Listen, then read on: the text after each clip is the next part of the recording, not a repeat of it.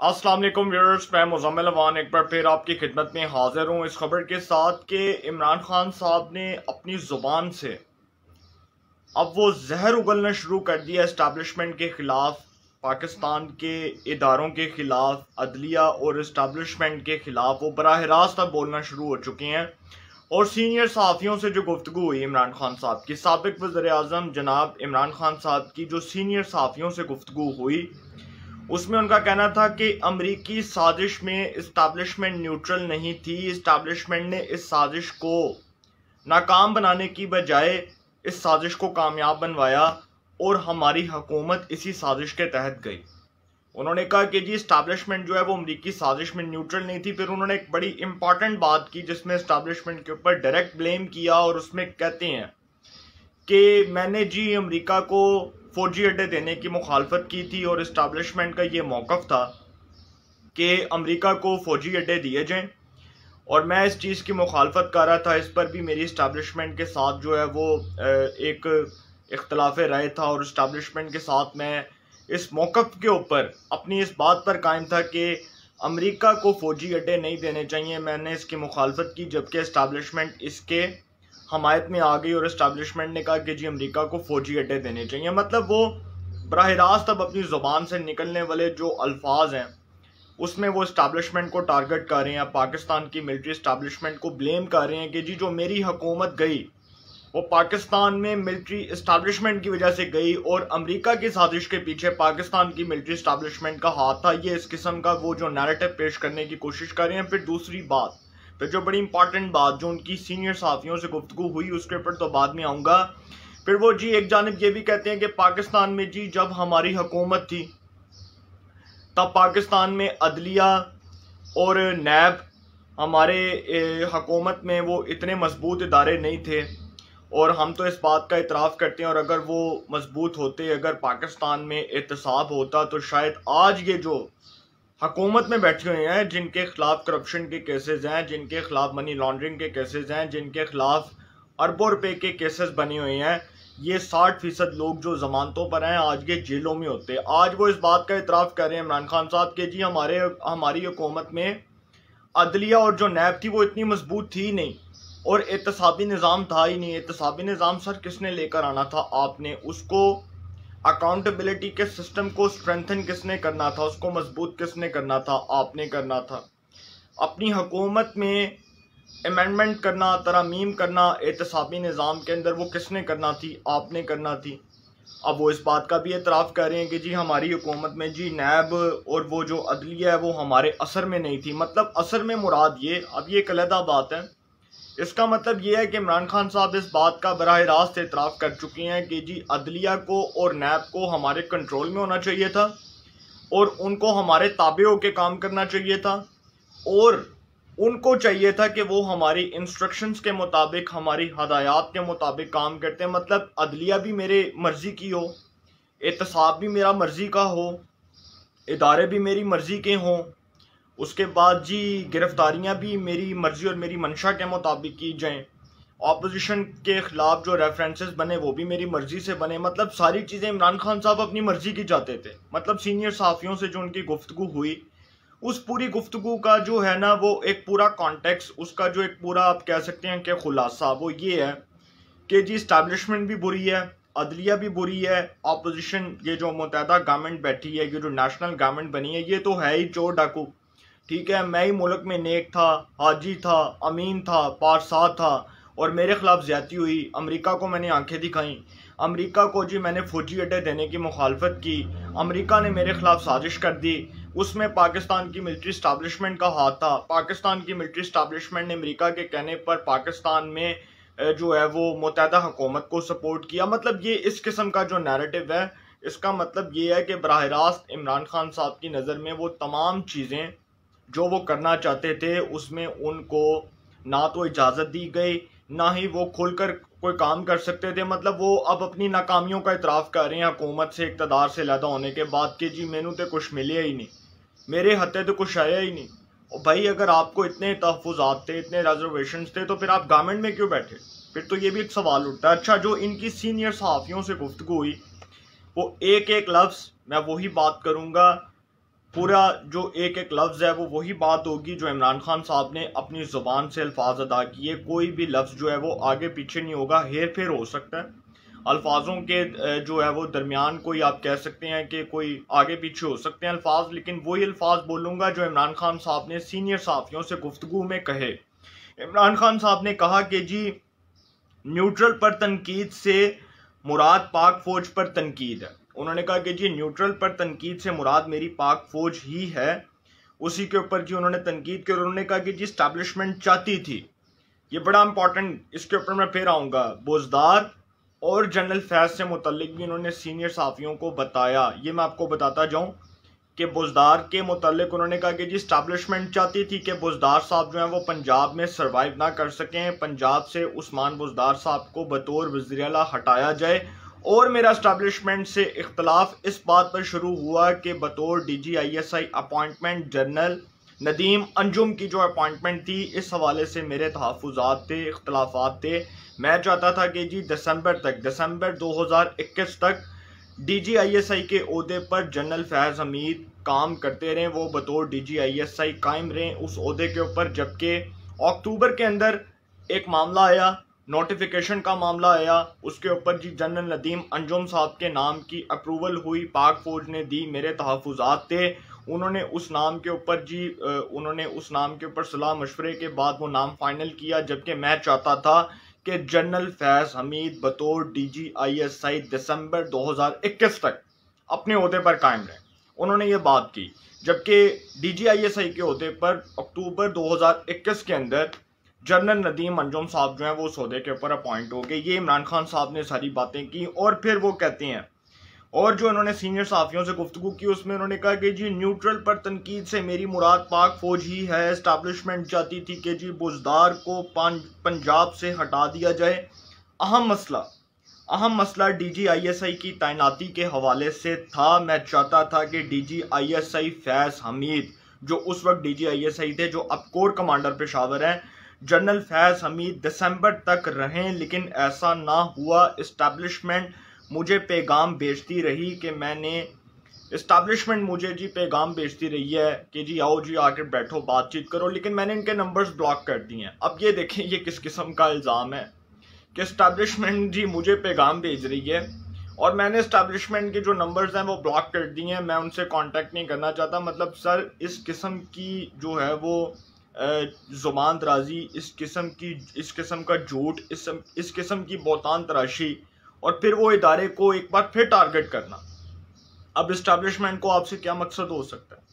पाकिस्तान की military establishment आपको क्या पैगाम भेजेगी कि आए बैठे आके इलेक्शन करवाते हैं, आए बैठे आके आपको इक़्तिदार में लेके आते हैं? मतलब ये इस किस्म के वो आपको मैसेजेस करेंगे, इस किस्म के वो आपको टेक्स्ट करेंगे। वो इतने वेले लोग हैं सर, वो मुल्क की सरहदों की हिफाजत कर रहे हैं, वो मुल्क में सिक्योरिटी जो है वो इदारे उनको देख रहे हैं, वो मुल्क में हसास सिक्योरिटी के मामलात को देख रहे हैं, वो मुल्क में जो है वो इस वक्त सियासत के अंदर इन्वॉल्व नहीं है, जिनको आप पॉलिटिक्स के अंदर इन्वॉल्व कर रहे हैं। और फिर इमरान खान साहब ने कहा कि जी नून लीग के 30 अफराद फॉरवर्ड ब्लॉक बनाना चाहते थे, लेकिन बाअसर अफराद ने इन्हें रोक दिया। अब ये इल्ज़ाम फिर इस्टेब्लिशमेंट के ऊपर लगाया कि वो जी नून लीग के अंदर वो जो 30 अफराद थे ना, वो फॉरवर्ड ब्लॉक बनाना चाहते थे, तो जी इस्टेब्लिशमेंट ने रोक दिया। मतलब इस्टेब्लिशमेंट को इससे क्या लेना देना था?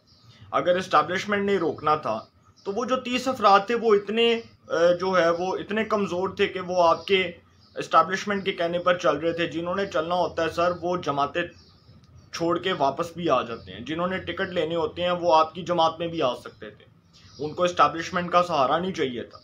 ये किस किस्म का इल्ज़ाम आप इस्टेब्लिशमेंट पे लगा रहे हैं कि जी इस्टेब्लिशमेंट ने उनको रोक दिया और नून लीग के वो 30 अफराद फॉरवर्ड ब्लॉक। अच्छा वो अगर फॉरवर्ड ब्लॉक था, लेट्स सपोज अगर वो फॉरवर्ड ब्लॉक था, तो पंजाब के अंदर फिर हमजा शहबाज वज़ीर आला कैसे बने? नून लीग का तो कोई बंदा नहीं टूटा सवाए वो 5 लोगों के, वो जो बागी अरकान थे। आप तो 30 की बात कर रहे हैं ना। अब अगर उन 30 में से वो 5 को निकाल दिया जाए 25, तो वो 25 कहाँ गए फिर? इसका मतलब ये कि फिर आप फिर ब्लेम कर रहे हैं, फिर झूठ बोल रहे हैं और सरासर झूठ बोल रहे हैं। इक़्तिदार से उतरने के बाद सरासर झूठ बोल रहे हैं और फिर कहते हैं कि जी इलेक्शन की तारीख का ऐलान होगा फिर आगे बात होगी। मतलब ये फिर इस्टेब्लिशमेंट को कह दिया कि जी जब तक इलेक्शंस का ऐलान नहीं होता, जब तक इलेक्शंस को कॉल नहीं किया जाता, तब तक मैं इस्टेब्लिशमेंट के साथ बैठकर कोई बात नहीं करूंगा, तब तक मैं जी इस्टेब्लिशमेंट के साथ नहीं बैठूंगा। मतलब फिर इस्टेब्लिशमेंट को ब्लेम कर दिया, फिर एक बार इस्टेब्लिशमेंट के ऊपर हमला, फिर एक बार इस्टेब्लिशमेंट के ऊपर हमला करते हुए ये बात कर रहे हैं कि जी इलेक्शंस कॉल कर दें और मैं आपके साथ बैठ के बात कर लेता हूँ। मतलब इस्टेब्लिशमेंट ने इलेक्शंस कॉल करनी है, इलेक्शंस तो इलेक्शन कमीशन ऑफ पाकिस्तान ने कॉल करनी है। अदालत उज़्मा में जो जवाब जमा करवाया गया कि भाई 7 महीने चाहिए, 7 महीने से पहले इलेक्शंस कॉल नहीं किए जा सकते, उसकी वजह यह है कि हल्का बंदियाँ होनी है, दीगर मामलात को देख रहे हैं। आप किस मुंह से कहते हैं कि जी इस्टेब्लिशमेंट इलेक्शंस कॉल करते हैं? मतलब आप चाहते हैं कि जी इस्टेब्लिशमेंट आपके साथ हाथ में ला ले, आपके साथ बैठे, आपका 10 साल का प्लान वो था ना इमरान खान साहब का, वो जो बनाया हुआ था कि जी असेंबली तोड़ दो, असेंबली तोड़ दो, उसके बाद जी इलेक्शंस करवा दो फौरी तौर पर, और वो फिर अपनी मर्जी की वो कुछ तैनातियां भी करनी थी, वो भी खैर उसके ऊपर तो बात नहीं करना चाहता। और फिर कहते हैं कि जी इलेक्शंस की तारीख का ऐलान होगा, फिर बात होगी, इन्हें उस वक्त से डरना चाहिए जब मैं नाम लूँगा। और मेरे दिल में वो जो मेरे अंदर वो जो एक राज है, अगर मैं बोलूँगा इनको उस वक्त से डरना चाहिए जब मैं लोगों के बराह रास्त नाम लूँगा। अच्छा, फिर एक बार इस्टेब्लिशमेंट को धमकी के जी वो मुझे पता है वो मुझे किसने इक़्तिदार से निकलवाया। और शहबाज शरीफ साहब को कहते हैं कि जी शहबाज शरीफ मीर जाफ़र है, इस किस्म के मीर जाफ़रों के नाम सामने आएंगे, बहुत से राज जो हैं वो अफशा हैं, एक एक राज कौम के सामने लाऊंगा, एक एक राज कौम के सामने लाऊंगा। अब वो राज क्या हो सकते हैं हमें नहीं पता। लिहाजा इमरान खान साहब जिस किस्म की बातें कर रहे हैं इक़्तिदार से उतरने के बाद, अगर तो उनका ये अमरीकी नैरेटिव, अमरीकी बयानिया, ये जो अमरीकी नैरेटिव जो है जिसको वो तक़वियत दे रहे हैं कि जी मुझे अमेरिका ने सिर्फ इस बात पर निकाला कि मैंने फ़ौजी अड्डे देने की मुखालफत की, और दूसरी जानिब जी पाकिस्तान की इस्टेब्लिशमेंट ने इस रजीम को सपोर्ट किया अमेरिका की, और इसी रजीम के तहत इस्टेब्लिशमेंट ने ये रातों रात हुकूमत बनी। अच्छा, एक और बड़ी इंपॉर्टेंट बात जो मैंने इस पॉइंट में डिस्कस नहीं की आपसे, वो ये भी कहते हैं कि जी कौन इस बात पर यकीन कर सकता है कि रातों रात इनकी हुकूमत बन गई, और वो किसी की हमायत के बगैर तो बन ही नहीं सकती। मतलब फिर इस्टेब्लिशमेंट के ऊपर टारगेट कर रहे हैं कि जी जो हुकूमत बनी पाकिस्तान में, नेशनल गवर्नमेंट बनी, वो इस्टेब्लिशमेंट की हमायत से बनी। अगर आपके पास कोई सबूत है, अगर आपके पास कोई सबूत है, अगर आपके पास कोई प्रूफ है, तो फिर आप सर अदालत में जाएं, सुप्रीम कोर्ट ऑफ पाकिस्तान में जाएं, अदालत उज़्मा में जाएं और जाकर सबूत पेश कर दें। और जो आपके सदर मुमलिकत आरिफ अलवी साहब ने, आरिफ अलवी साहब ने जो सुप्रीम कोर्ट ऑफ पाकिस्तान के chief justice, honourable chief justice justice Umar Ata Bandial साहब को जो ख़त लिखा है कि जी एक अदालती कमीशन बना दें तो दूध का दूध और पानी का पानी हो जाएगा।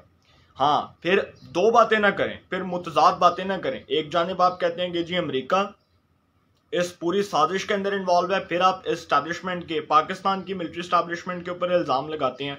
मतलब सिर्फ ये है इमरान खान साहब का कि इस पाकिस्तान में खून खराबा हो, इस पाकिस्तान में लाशें गिरें, इस पाकिस्तान में इस्टेब्लिशमेंट आए, जमहूरियत को लपेट दिया जाए, जमहूरी निज़ाम को लपेट दिया जाए, पार्लिमानी निज़ाम हुकूमत को लपेट दिया जाए, पाकिस्तान में जो इदारे हैं उनकी क्रेडिबिलिटी को इस हद तक मुतासर कर दिया जाए, इस हद तक उसके हवाले से लोगों के ज़हनों के अंदर नेगेटिव परसेप्शन क्रिएट कर दिया जाए कि लोग समझेंगे जी पाकिस्तान की मिलिट्री इस्टेब्लिशमेंट इन्वॉल्व थी इमरान खान की हुकूमत गिराने में, क्योंकि इमरान खान बेचारा जो है जी उसने अमरीकी जो लोग हैं उनको पाकिस्तान के फौजी अड्डे देने की मुखालफत कर दी। मतलब यार ये किस किस्म का नैरेटिव है? मतलब पाकिस्तान की इस्टेब्लिशमेंट बेवकूफ़ है कि वो पाकिस्तान के फौजी अड्डे हवाले करेगी अमेरिका के?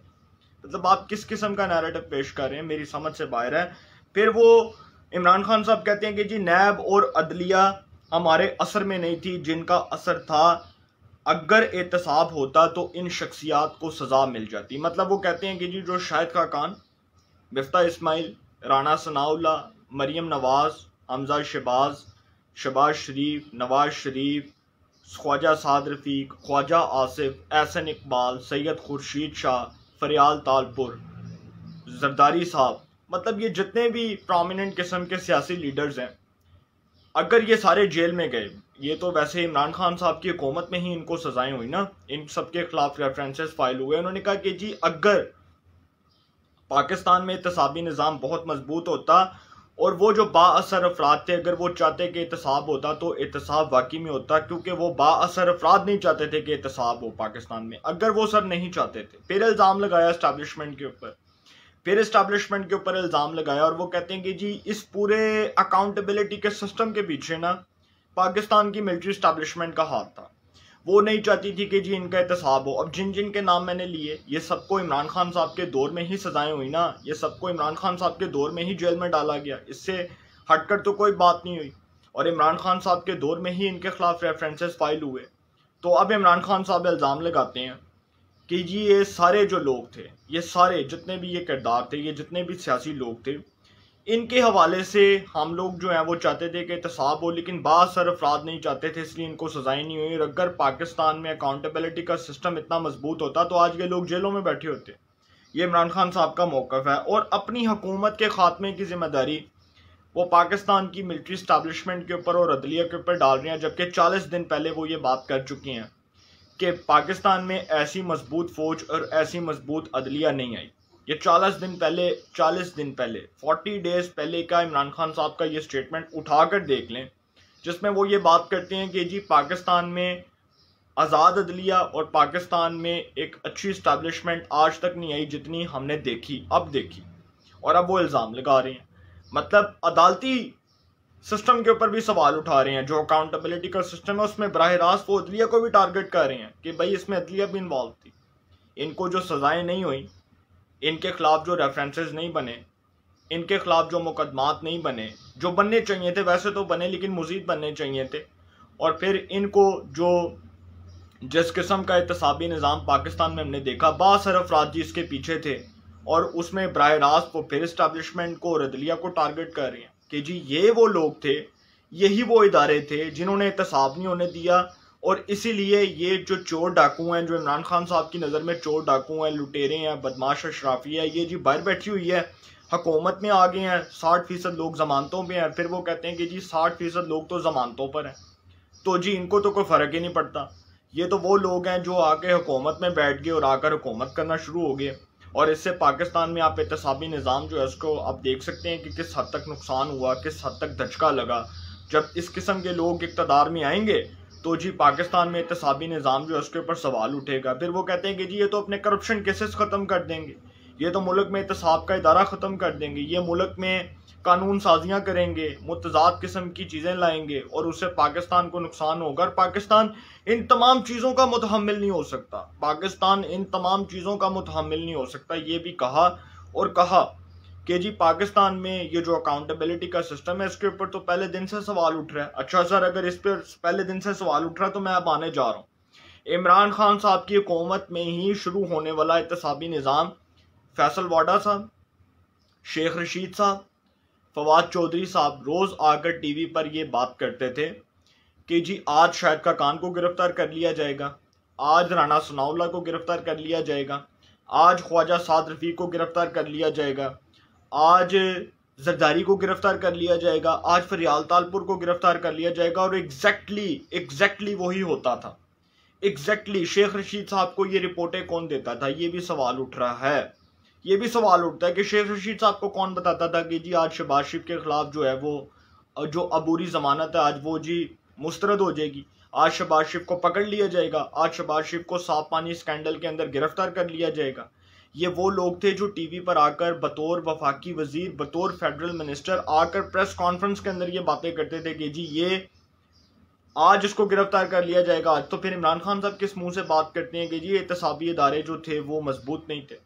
इसका मतलब कि फिर डोरे तो आप ही ला रहे थे नैब की, और नैब को जिस तरह से पॉलिटिकल विक्टिमाइजेशन के तौर पर इस्तेमाल किया गया, इसी के ऊपर आने जा रहा हूँ। परवेज़ इलाही साहब ने महर बुखारी साहिबा के प्रोग्राम के अंदर जब इंटरव्यू दे रहे थे, परवेज़ इलाही साहब महर बुखारी साहिबा को, जो सीनियर जर्नलिस्ट हैं, बहुत प्रोमिनेंट जर्नलिस्ट है पाकिस्तान की, तो सीनियर सहाफ़ी महर बुखारी साहिबा को जब परवेज़ इलाही साहब ने इंटरव्यू दिया तो उन्होंने बताया कि जी ये मोनस इलाही साहब को भी गिरफ्तार करवाना चाहते थे। और यही वो बात थी कि मोनस इलाही साहब के खिलाफ इमरान खान साहब ने रेफरेंस दायर करने की मंजूरी दी और उनको गिरफ्तार करवाने का जो एक पूरा टास्क था वो नैब को सौंपा हुआ था। तो इसीलिए मोनस इलाही साहब ने परवेज़ इलाही साहब को कहा कि प्यो जी थोड़ा सब्र रखो, ऐ ना होए कि मैनू जेल हो जाए जो तुसी वज़ीर आला बन जाओ।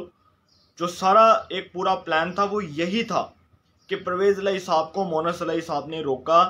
उन्हीं इंस्ट्रक्शंस के मुताबिक जो नैब की जानिब से फराहम की गई थी वही हदायत के भाई अगर मोनस इलाही ने अपने बाप को ना रोका, परवेज़ इलाही को ना रोका, तो फिर वज़ीर आला तो आप बड़ी दूर की बात, फिर तो आपको और आपके वालिद साहब को गिरफ्तार कर लिया जाएगा। फिर यही वो बात थी जिसके ऊपर परवेज़ इलाही साहब ने स्टैंड लिया इमरान खान साहब के साथ खड़े होकर के, जी नहीं बाढ़ में जाए वज़ारत आला, हमने जेल नहीं जाना, क्योंकि सारी ज़िंदगी की तजलील है सर। और वो इमरान खान साहब ने उनको बड़े तरीके से अपने जाल में फंसाया कि परवेज़ इलाही को भी यहाँ से रोका, उधर से मोनस इलाही को भी रोका। मोनस इलाही ने अपने वालिद साहब को रोका, उन्होंने कहा कि जी नहीं, मोनस इलाही साहब को नैब की जानिब से जो हदायत फराहम की गई वो यही थी कि इनको बताया जाए कि अगर ये वज़ीर आला पंजाब बनते हैं तो फिर मोनस इलाही की खैर नहीं है, फिर इनके वालिद साहब की खैर नहीं है, फिर इनके ख़ानदान की खैर नहीं है। परवेज़ इलाही साहब खुद इतराफ़ कर रहे हैं महर बुखारी साहिबा के प्रोग्राम में कि जी ये साबका हुकूमत इमरान खान साहब की जो है उसके ऊपर ये इल्ज़ाम लगाया ना कि यही लोग चाहते थे कि किसी तरह हमारी ये जो है हमारी जमात उसके ख़िलाफ़ रेफरेंस हो, हमें गिरफ़्तार किया जाए। मोनस इलाही के ख़िलाफ़ जो है वो रेफरेंस की मंजूरी दी गई, उसको गिरफ़्तार करने का प्लान था। मतलब वो खुद ये बात कर रहे हैं। तो फिर फैसल वाडा, शेख रशीद और फवाद चौधरी साहब जैसे जो लोग थे, जब वो टीवी पर आकर ये बातें करते थे तो इसका मतलब ये था कि फिर नैब को तो वो इस्तेमाल कर रहे थे, नैब को तो पॉलिटिकली वो इस्तेमाल कर रहे थे, नैब की तो डोरे वो हिला रहे थे। और फिर दूसरी बात जो बड़ी इंपॉर्टेंट बात है, फिर इमरान खान साहब कहते हैं कि जी नैब और अदलिया वो बासर अफराद जो हैं वो जी नहीं चाहते थे कि जी एहतसाब हो। नैब और अदलिया पर ही इल्ज़ाम लगाया ना कि बासर अफराद नहीं चाहते थे कि जी एहतसाब हो। तो सर फिर नैब के आपके दौर में ही रेफरेंसेस फाइल होते रहे। नैब ने आज तक कोई एक इंतकामी कार्रवाई आपकी हुकूमत के ख़िलाफ़ नहीं की। वो जो सब्तैन खान थे उनको गिरफ़्तार किया गया, वो जो सूबाई वज़ीर थे जंगलात के, उनको सिर्फ ड्रामा था, वो उनको गिरफ़्तार करके उनको कुछ दिन बाद रिहा कर दिया गया। उसी तरह अलीम खान साहब को तो इसलिए पकड़ा गया था ना कि वो कहीं उस्मान बुज़दार साहब के ख़िलाफ़ जो है वो कोई राज ना खोल दें। उस्मान बुज़दार साहब की करप्शन के वो तमाम जितने भी राज थे वो तो वो जानते थे, क्योंकि वो तो सीनियर सूबाई वज़ीर थे, तो उनको तो इसलिए आपने गिरफ़्तार करवाया। फिर दूसरी बात कि जो साबिक चीफ जस्टिस ऑफ पाकिस्तान है, बहुत काबिल एहतराम, बहुत मोहतरम है हमारे लिए, जनाब आसिफ सईद खोसा साहब, उन्होंने ये आसिफ सईद खोसा साहब जो हैं ये वही जज हैं जिनको ये एजाज़ हासिल है कि इन्होंने साबिक वज़ीर-ए-आज़म नवाज शरीफ के ख़िलाफ़ भी नाअहली का फ़ैसला दिया और साबिक वज़ीर-ए-आज़म सैयद यूसुफ रज़ा गिलानी साहब के ख़िलाफ़ भी नाअहली का फ़ैसला दिया। ये वो जज हैं जो सुप्रीम कोर्ट ऑफ पाकिस्तान के चीफ जस्टिस भी रहे, 2019 में बने। अब ये जो मौसूफ़ हैं जी, इन्होंने नैब के एहतसाबी निज़ाम को एक सियासी इंजीनियरिंग, एक पॉलिटिकल इंजीनियरिंग करार दिया। और ये मैंने नहीं कहा, ये उस केस के अंदर वो केसेस जो अपोजिशन के ऊपर बनाए गए, उस वक्त की अपोजिशन जो इमरान खान साहब की हुकूमत में, जो अब हुकूमत में है, ये वही अपोजिशन जिसके खिलाफ उस वक्त केसेस बनाए गए, इन्होंने ही एक केस का हवाला देते हुए, वो मुझे याद नहीं वो कौन सा केस था, उस केस के अंदर इन्होंने नैब के पूरे एहतसाबी निज़ाम को एक पॉलिटिकल इंजीनियरिंग करार दिया और उन्होंने कहा कि जी नैब एक सियासी इंजीनियरिंग का इदारा है जिसके खिलाफ बहुत से लोगों ने आकर कंप्लेंट की और इसके खिलाफ बाकायदा तौर पर एक चार्जशीट भी मौजूद है। तो जब ये बात की जाएगी और ख्वाजा साद रफ़ीक साहब और शाहिद खाकान अब्बासी साहब की ज़मानत के केस के अंदर जो तफसीली फ़ैसला आया, एक इस्लामाबाद हाई कोर्ट का तफसीली फ़ैसला शाहिद खाकान से मुतल्लिक और फिर दूसरा सुप्रीम कोर्ट ऑफ पाकिस्तान का फ़ैसला ख्वाजा साद रफ़ीक साहब की ज़मानत से मुतल्लिक जो आया, दोनों शख्सियात से मुतल्लिक एक ही बात की सुप्रीम कोर्ट ऑफ पाकिस्तान ने और इस्लामाबाद हाई कोर्ट ने कि नैब का पूरा एहतसाबी निज़ाम जो है वो बदनीयती के ऊपर मबनी है। नैब का पूरा एहतसाबी निज़ाम बदनीयती के ऊपर मबनी है, तो फिर ये बात क्यों ना की जाए कि नैब के एहतसाबी निज़ाम को तब्दील किया जाए, नैब के पूरी पॉलिटिकल निज़ाम को तब्दील किया जाए। सर इस मुल्क में एहतसाब होना चाहिए। मैं किसी को डिफेंड नहीं कर रहा, मैंने किसी से पैसे नहीं पकड़े, मैं किसी से जो है वो पैसे पकड़ने का मजाज नहीं हूँ, मैं इस किस्म की सहाफ़त के ऊपर भी लानत भेजता हूँ, मैं किसी को डिफेंड नहीं कर रहा। लेकिन क्या पाकिस्तान में पॉलिटिकल इंजीनियरिंग होनी चाहिए? क्या पाकिस्तान में जो है वो एहतसाबी निज़ाम जो है वो उसके ऊपर सवालात उठते रहें? आप चाहते हैं कि पाकिस्तान में इस किस्म का एहतसाबी निज़ाम हो कि जी नैब वाले पकड़ते हैं, गिरफ्तार करते हैं, ट्रायल जो है वो ट्रायल हो रहा होता है, पहले सज़ा सुना दी जाती है और ट्रायल मुकम्मल नहीं होता। ये किस किस्म का एहतसाबी निज़ाम है? इसके ऊपर तो सवालात उठते रहेंगे, और आज के नहीं, बाकायदा तौर पर जब से इमरान खान साहब की गवर्नमेंट आई तब से सवाल उठ रहे हैं। और फिर दूसरी बात कि जो इमरान खान साहब की जमात है उसके ऊपर तो मैं बाद में आऊँगा।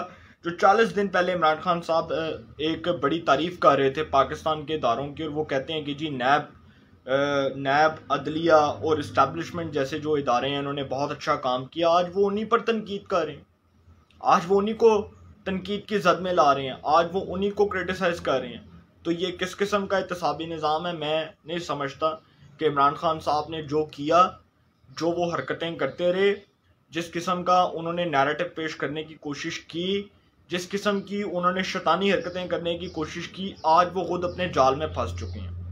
आज उनको नहीं पता कि आज वो जो बातें कर रहे हैं वो अपनी दिमागी हालत को किसी साइकेट्रिस्ट के ज़रिए जाकर चेक करवाएं, वो किसी साइकेट्रिस्ट के पास जाकर अपने दिमाग का इलाज करवाएं, क्योंकि हुकूमत में तो वो बैठे थे, कल को वो ये इस बात से भी इंकारी कर सकते हैं कि जी जो मैंने 3.5 साल हुकूमत की, मेरे पास तो कोई इख्तियार ही नहीं था। मतलब कल को वो ये भी बात कर सकते हैं, कल को वो ये इल्ज़ाम भी लगा सकते हैं कि जी इस्टेब्लिशमेंट ने मेरे खिलाफ जो है वो एक ऐसी चार्जशीट पेश कर दी कि जी मेरे तमाम इख्तियारात जो हैं उसको अपने जो है वो अपनी तरफ से अपने हवाले कर लिया, और इस्टेब्लिशमेंट चाहती थी कि जी इमरान खान साहब को इख्तियारात ना दिए जाएं। कल को वो ये इल्ज़ाम भी लगा सकते हैं, कल को वो ये इल्ज़ाम भी लगा सकते हैं कि अदलिया ने जी मुझे थ्रेट करने के लिए ये मैसेजेस किए कि जी इनके खिलाफ जो करप्शन के केसेस हैं उसमें इनको सज़ा नहीं सुनाई जाएगी, अगर तुमने ऐसा किया तो जी तुम्हारी खैर नहीं है। कल को वो ये भी इल्ज़ाम लगा सकते हैं। तो इमरान खान साहब जिस किस्म की बातें कर रहे हैं, ये फुलिश पीपल जो होते हैं ना, जो बेवकूफ़ लोग होते हैं, वो इस किस्म की बातों पर यकीन करते हैं। क्योंकि हम पढ़े लिखे लोग हैं, वेल एजुकेटेड लोग हैं, तो हमारा ये फ़र्ज़ है कि हम इस किस्म की बातों पर कान ना धरें, इस किस्म की बातों को सीरियस ना लें, और इस किस्म की बातों पर जो है वो कामिल यकीन और पुख्ता ईमान ना करें जिस तरह तहरीक इंसाफ के कारकुन करते हैं। क्योंकि जिनको सुनी सुनाई बातों पर यकीन हो, उनके बारे में तो मैं उनकी हालत के ऊपर ही मुझे तरस आता है कि जो सुनी सुनाई बातों पर यकीन करते हैं। मैं उनके बारे में कुछ नहीं कहना चाहता। लास्ट बात करना चाहता हूँ, लास्ट बात, फिर उसके बाद इस टॉपिक को क्लोज करूँगा। शरी मिजारी साहिबा जो साबका वफाकी वज़ीर है इंसानी हकूक़ की, पाकिस्तान तहरीक इंसाफ की रहनुमा, उन्होंने जी अब ये इल्ज़ामात, बड़े संगीन इल्ज़ामात इस्टेब्लिशमेंट के ऊपर लगाए, इस्टेब्लिशमेंट के ऊपर बड़े घटिया किस्म के इल्ज़ामात लगाए, और अब वो ये कहती हैं कि जी इस्टेब्लिशमेंट पर संगीन इल्ज़ामात आयद करते हुए वो कहती हैं कि जी न्यूट्रल्स को पता चल गया कि अमेरिका की साजिश कामयाब करके कितनी बड़ी गलती की।